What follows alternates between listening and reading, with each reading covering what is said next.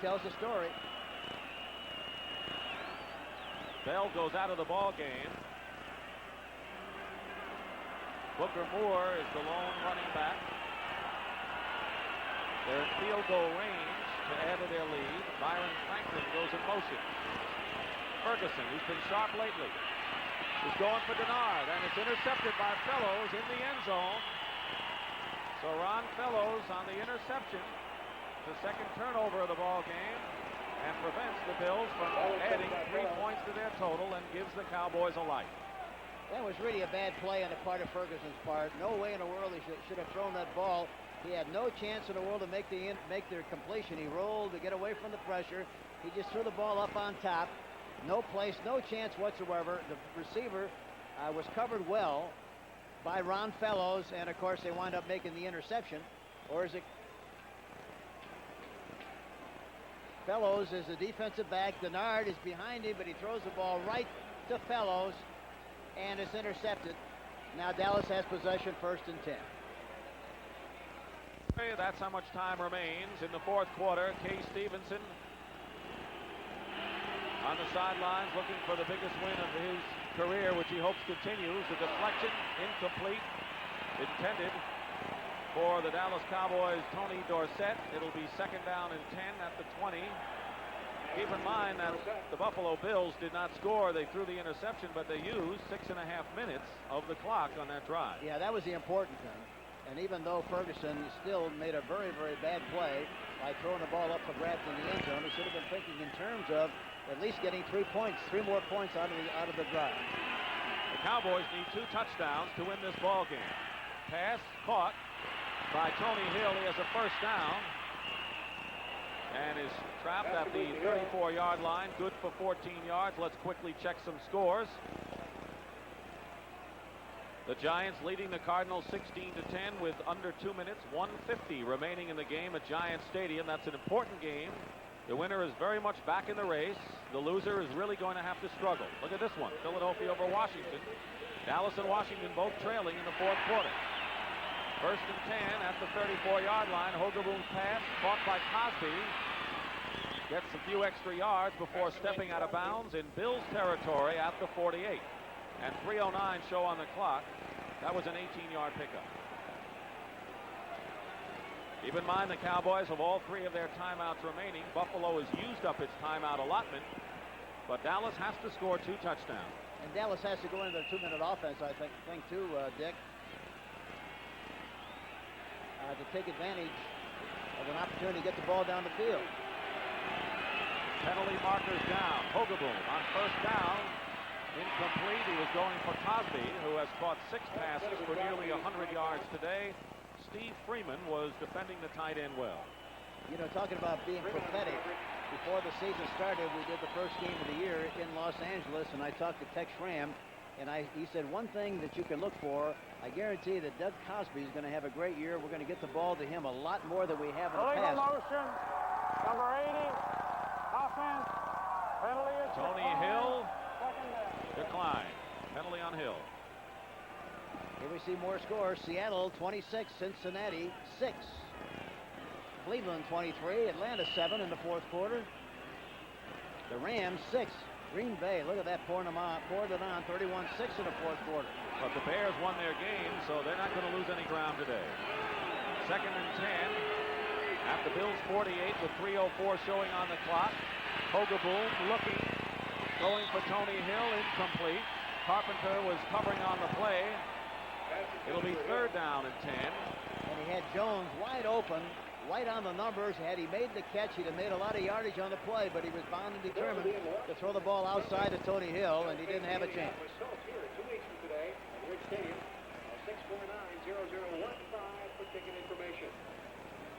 If the Giants hold on and beat the Cardinals, and if Dallas and Washington go on and lose, there'll be a 3-way tie once again for first place in the NFC East. And the Rams on their way to a loss. A lot of 7 and 5s in the NFC. Hogaboom on 3rd down. Hits his man. It's a fumble recovered by Buffalo. The pass was caught by Timmy Newsome, and Rod Cush was right there, but let's see. They're going to bring it back.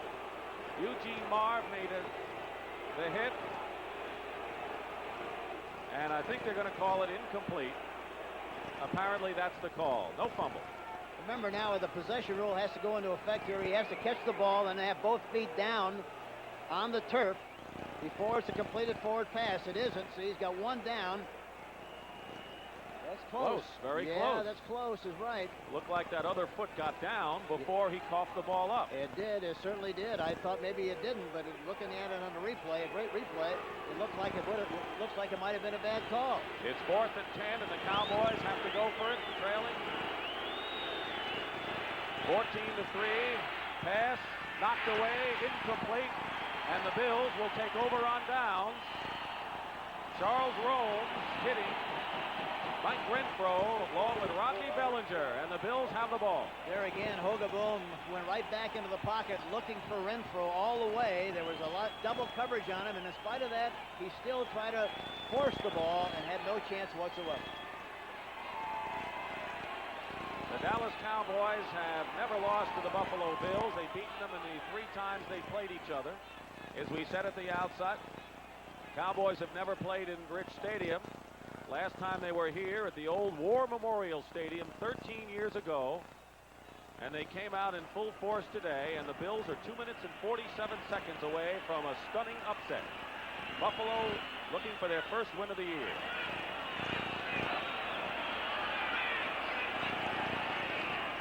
Here's Greg Bell, over 200 yards on the day and into Dallas territory, and now the Cowboys call a timeout. They've got to stop the clock.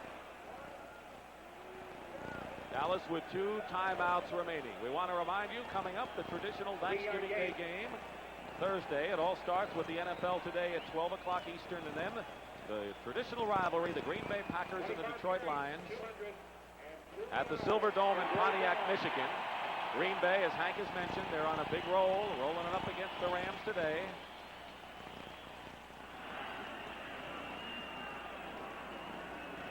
Join CBS Sports Thanksgiving Day, and of course, for the rest of the year. And of course, Hank Stram will be there at Pontiac, as he always is, for CBS Radio. Don't eat too much turkey, Hank, on the morning of the game. You better save it for later. I won't have time. Well, 8 a.m. would be the right time for you to do that. Gotta eat on the run. Look at that. Look at that. Buffalo 204, Dallas 79. And the thing is that Greg Bell has 202 yards rushing. The NFL's best single-game rushing performance this year, Eric Dickerson, 208 against the St. Louis Cardinals, and we were there for that effort. 2nd down and 7 at the 49.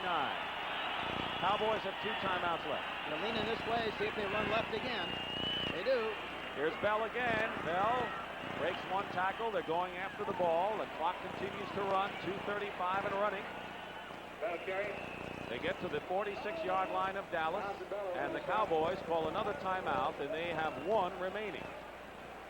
Yeah, they figure they have 1 remaining, but they'll still get the benefit of the 2-minute warning, so they really have 2 timeouts left.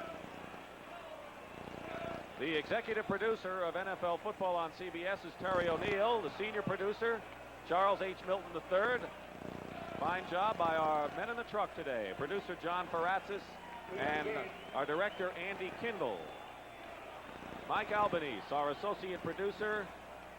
Victor Frank, our broadcast associate, and everyone who did a fine job here at Rich Stadium for what looks to be the stunning upset of the year. And of course, as usual, our thanks to Marty Aronoff, our spotter, and Pat McGrath, our statistician. Hank, a couple of notes. The last runner to gain 200 yards or more against the Cowboys was Jim Brown back in 1963. Greg Bell did it today. Isn't that amazing? And the other point is that the last time the Cowboys were held to 3 points was 5 years ago against the Pittsburgh Steelers. So this is a monumental game in the Cowboy history, plus Buffalo. It really is. And, you know, watching the Dallas Cowboys offensively, it really looked like kind of a grab bag thing this afternoon, didn't it? Yep. They didn't really have any continuity, anything special that they could establish and hang their head on, and they continued to play that way all afternoon. 3rd down and 4 for the Bills with 2:31 to go. Here's Greg Bell, runs into his own man, and is down. Eugene Lockhart will get credit for the tackle. And the Dallas Cowboys have used their last timeout. There's Tony Dorsett.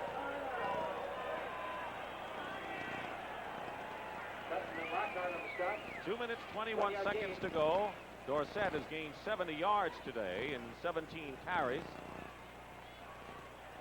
You know, the one thing, Hank, and you can never marvel over it, no matter what teams have on paper, nothing can ever be analyzed as far as the mental preparedness and the psychological preparedness that teams have to have. Well, you have to have that great intensity and that great fear of losing a game when you play anybody that you play. And I think if you're not careful mentally, you play a team that's 0-11 with a losing record, you think, well, by golly, we're finally going to play a team that we can beat easy, and we don't have to worry about it too much. And the next thing you know, the game's over, and they're scratching their head trying to figure out how they lost the game. But they didn't play with the same approach, the mental toughness, and that always creates a problem. There are 54 seconds left at Veterans Stadium, where the Eagles lead the Redskins 16-10. Kidd will punt fourth down. Cowboys were trying for the block and a good kick. Allen will let it drop. It bounces at the 5 and goes into the end zone for a touchback. Kidd has been punting brilliantly all afternoon. That was a 45-yard kick. You know, first time I've seen him kick, he's fantastic. He's a terrific kicker. 2:13 on the clock. You're looking at the rookie from Northwestern. And with 2:13 to go, the Cowboys will bring it out to the 20-yard line with one timeout remaining. Next Sunday, an NFL doubleheader. The Rams on their way to a loss against Tampa Bay. Some of you will see the Eagles and the Cardinals. What about the Eagles? Atlanta, Cincinnati. That's the first part of our NFL doubleheader. We'll tell you about the second. Two hot teams, Philadelphia and the Green Bay Packers, coming on strong late. Oglewood dumps it off to Dorsett, and he'll go out of bounds. Stop the clock with 2:05, and the second half of our doubleheader next Sunday on CBS. Most of you will see the 49ers against the New Orleans Saints or the Chicago Bears against the Minnesota Vikings. Check your local listings, and it all starts with the NFL today. Bell has gained 206 yards. He is 2 yards shy of Eric Dickerson's league high of this year, and yeah, funny, we talked. He said, boy, I'd love to carry the ball 25 times. He's carried it 27. Anthony Dickerson on the Cowboy bench. Second down and 4. Pass is incomplete. It's Rodney Bellinger. They like him very much. Made the hit on James Jones, 2:01. We have a final score from Giants Stadium, and the Giants defeated the St. Louis Cardinals 16-10. So the Giants are now 7-5 on the year. The Redskins have the ball on the Eagles' 43 with 41 seconds to go. A game in which the Eagles are upsetting the Redskins. Third down and 4. 2:01 to go, and we'll have the 2-minute warning after this play. Oglewood swings it out to Springs. Springs has a first down. Tough to bring him down. Making Newsom. Timmy Newsom. How many times do we confuse Springs with Newsom? And it's a first down at the 40-yard line, a gain of 14. So we have our 2-minute warning right now. Buffalo leading Dallas, and we'll be back for the conclusion. 1 minute and 50 seconds remaining here at Rich Stadium in Orchard Park, and the Buffalo Bills, barring a miracle, will hold on. Of course, the Cowboys with 150 can do a lot of damage. They've been going for the big play. It's 14-3, and the Cowboys need 2 touchdowns. So they need a touchdown and an onside kick. First and 10. Oglewood drills it up the middle. Incomplete. Eugene Marv going for the interception. Pass intended for Cosby. Second down. Cosby, the intended receiver. The Eagles upset the Redskins 16-10, and when they say any given Sunday, today is the given Sunday. The Giants beat the St. Louis Cardinals 16-10, and if the Bills hold on and win this game, we will see a 3-way tie in the NFC East with Dallas, Washington, and the Giants all at 7-5, with the Cardinals 1 game behind. And how about those Eagles? It's incredible, isn't it? What a race. Amazing. Second down 10. Oglewood, penalty marker is down. Completes his pass. Out of bounds at the 41-yard line. That was Mike Renfro on the receiving end. 1:38 on the clock. Penalty is a legal procedure against Dallas. Greg Bell ran back, or I should say, ran the first play from scrimmage for a touchdown. Illegal motion, number 84, offense, still second down. Cosby, the guilty party, and the Buffalo Bills never trailed after the first play of the ball game. And I think it was a kind of a boost that they needed. It gave them an awful lot of confidence that they could do that in the very first play of the game. And they played a very inspired, very intense game all afternoon. They came in with nothing to lose. Victory over Dallas could make their season. It's not over yet. Second down and 15. Hogeboom looking for some room. And Ben Williams is going after him. And McNanny and Ken Johnson finally gets to him. Look at Joe Ferguson. Third sack of the ball game. And the Dallas bench. You think this is a big game for Joe Ferguson? Watch number 12. After the sack. He's glad to see some other quarterback getting the shot. He's had plenty of them all year long. Boy, sure He's glad to see somebody else get a shot. Third down and 22. And the pass is incomplete with 1:17 to go. Newsom on the receiving end. It'll be fourth down and 22. Tom Landry is listening to his assistants, but I don't think his heart is in it. Well, he's listening to Del Schaffner, I think, at the sideline, but he doesn't look too enthusiastic about the information that he received, and it's understandably so with 1:17 left in the game.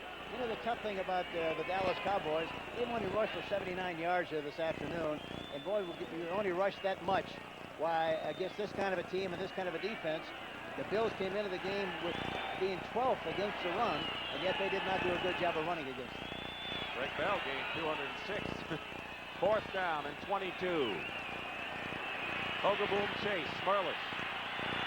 And Hogeboom drills it. And Buffalo will take over, incomplete. Carpenter got a hand on it. It was intended for Renfro.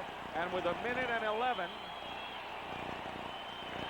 the Dallas fans, or I should say the Buffalo fans, 74,000 strong this afternoon, who came out to see a team they haven't seen in 13 years. Witnesses to the biggest upset of the 1984 NFL season. And that's a record. John Ferrancis, our producer, says that this will be Buffalo's record. Yeah, that's right. There's 1:11 left in the game, and that's a record. Nice going, John. You done good there. Buffalo first and 10.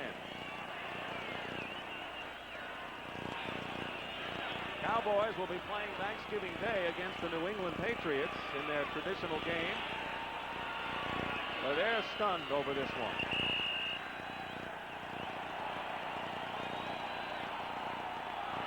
Each club is out of timeouts, so it's a matter of time now, under a minute to go. How do you think Jim Haslett and Fred Smurless, some of the veterans that you talked to yesterday, feel? One win, but if the one win is against the Dallas Cowboys, it means everything. We touched on this before the game, and again, it was amazing to me to be in the locker room with those young players yesterday and see how enthusiastic they were about their team and about their potential and about their chances against the Dallas Cowboys. Smurless and their outstanding leaders, Ben Williams and Ken Johnson and Haslett and all those people, they felt strongly about the fact that they could play them tough. Let's listen to the crowd and soak in the final seconds of this game.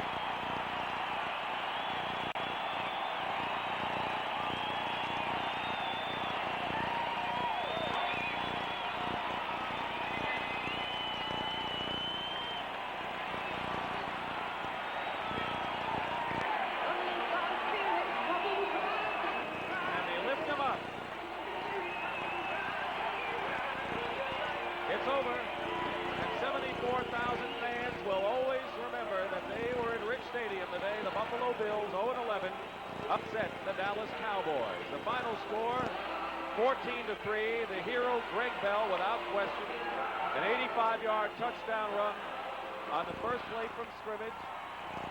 He scored both touchdowns, gained 206 yards. And now we have a three-way tie for first place in the NFC East between the Cowboys, the Redskins, and the Giants. The Rams will also apparently have a 7-5 record. So the playoff picture is really scrambled in the NFC. And we'll be back. We will have a post-game show for you. And Brent Musburger will have the scores. We'll wrap everything up with what's going on today. The dramatic upset in Rich Stadium, Orchard Park. The Bills shock the Cowboys.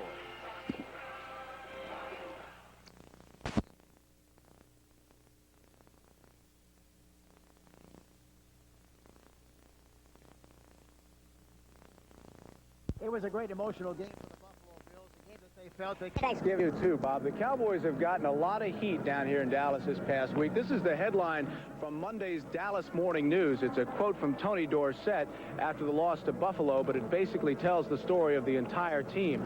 The other story down here concerns Coach Tom Landry. It reports that he'll retire at the end of the season.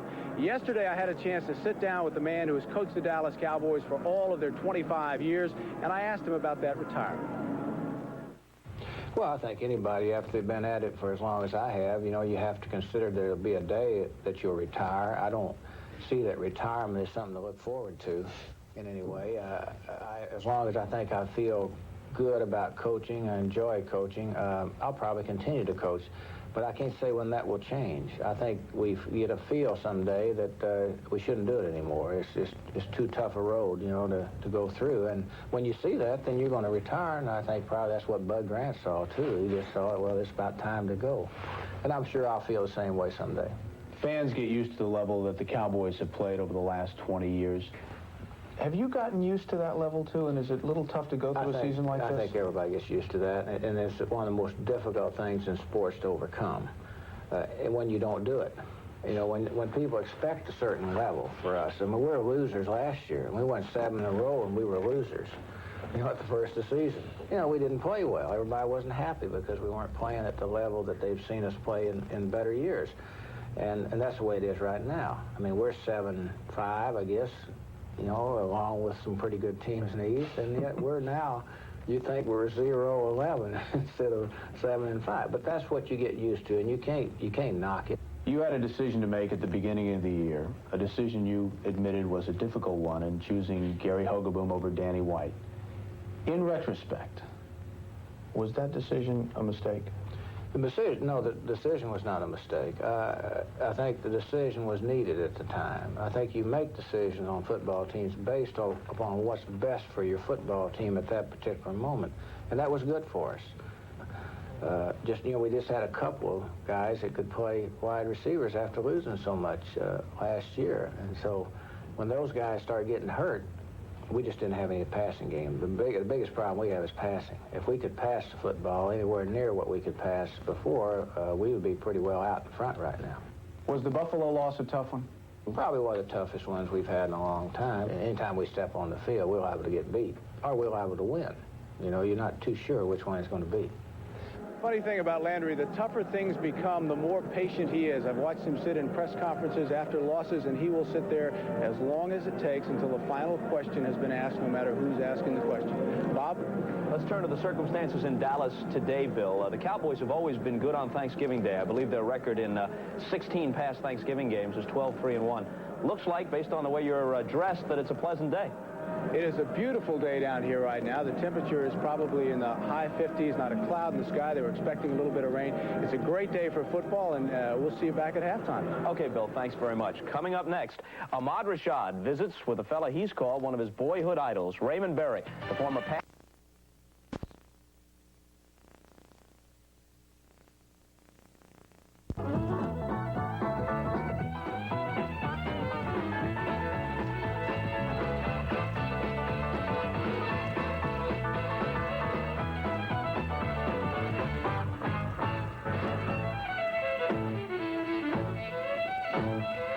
We continue now with the Thanksgiving.